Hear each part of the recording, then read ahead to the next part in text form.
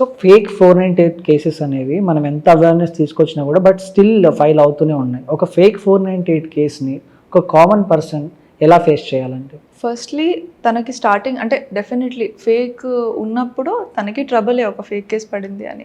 కానీ ఇప్పుడు ఇది చాలా కామన్ అయిపోయింది కాబట్టి కంపెనీస్ కూడా వెంటనే జాబ్లోంచి తీసేయడాలు అవి చేయట్లేదు. చాలా వరకు ఇలాంటివి వస్తూనే ఉంటాయి, మీరేం వరీ అవ్వద్దు అన్నట్టు చెప్తున్నాయి గుడ్ కంపెనీస్ చాలా వరకు. ఇతని మీద స్టార్టింగ్ పడిన వెంటనే పెద్ద ట్రబుల్ ఉండే కేసు కాదు, అంటే వెళ్ళి అరెస్ట్ చేసి జైల్లో వేయడాలు అవన్నీ ఈ కేసులో ప్రొసీజర్ కాదు.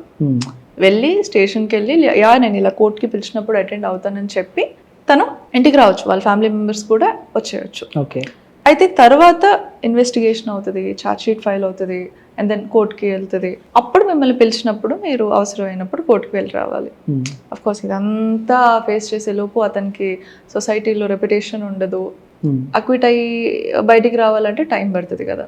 So there are some very good remedies. ఏంటంటే క్వాష్ అని హైకోర్టులో దీని గురించి చెప్తూనే ఉంటాను చాలాసార్లు, చాలా మందికి ఇప్పుడు తెలుసు కూడా దాని గురించి. వెళ్ళి వేసుకుంటే మీ దాంట్లో క్లియర్ గ్రౌండ్స్ ఉన్నాయి అంటే కోర్టు కూడా ఓకే ఇది మిస్యూజ్ కేస్ అని క్లియర్గా అర్థమవుతుందని చెప్పి అక్విట్ అంటే అన్నీ ప్రూవ్ చేసుకొని అక్విట్ అవ్వక ముందే మీ మీద కేసు కొట్టేస్తారు. విచ్ మీన్స్ ప్రూవ్ అవ్వడం బయటికి రావడం కాదు, కేసే క్యాన్సిల్ అవుతుంది.